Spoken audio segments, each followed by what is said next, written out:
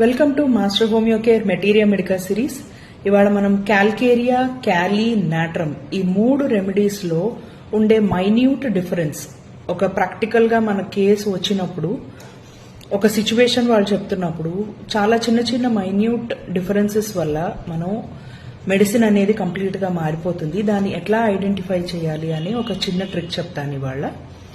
For example ఒక situation తీసుకుందాము. ఇద్దరు క్లాస్మేట్స్ కి ఒకే టైం జాబ్ వచ్చింది. కొన్నాళ్ల తర్వాత ఒక పర్సన్ ని జాబ్ లో నుంచి తీసేశారు. ఒక పర్సన్ ని మాత్రం జాబ్ లో కంటిన్యూ అవుతున్నాడు, బాగా సంపాదిస్తున్నాడు. ఎవరిదైతే జాబ్ పోయిందో ఆ పర్సన్ మన దగ్గరకు వచ్చి ఆ సిచ్యువేషన్ చెప్పి తర్వాత తనకు వచ్చిన కంప్లైంట్ ని బాడీలో వచ్చే ప్రెజెంటేషన్ ని ఎక్స్ప్లెయిన్ చేస్తున్నప్పుడు ఈ సిచ్యువేషన్ ని మనం ఎట్లా అనలైజ్ చేయాలి అంటే, జాబ్ పోవడం అనేది ఒక వర్క్ ఎథిక్. నాకు ప్రిన్సిపల్డ్ గా వర్క్ చేసుకుంటూ ఒక స్టాండర్డ్స్ ఫాలో అవుతూ వర్కే లైఫ్ గా బతికే నేను వర్క్ పోవటం వల్ల ఎఫెక్ట్ అయ్యాను అంటే గనక mostly it will be Cali group. అదే ఫైనాన్షియల్ గా వర్క్ పోవటం వల్ల నేను సఫర్ అవుతున్నాను, నాకు సేఫ్టీ లేదు, సెక్యూరిటీ లేదు, ఫైనాన్షియల్ గా ఇబ్బంది పడుతున్నాను, security is important to me అన్నప్పుడు it will come under calcarea.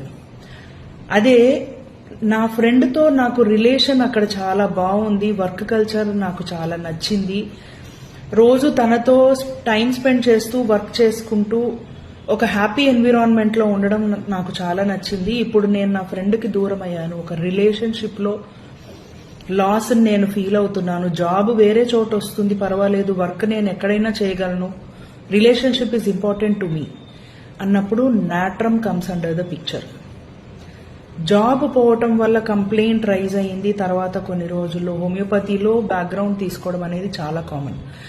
కానీ ఆ జాబ్ లాస్ లో ఏ పాయింట్ వల్ల వాళ్ళు డిస్టర్బ్ అవుతున్నారు అనేది differentiates the medicine we prescribe.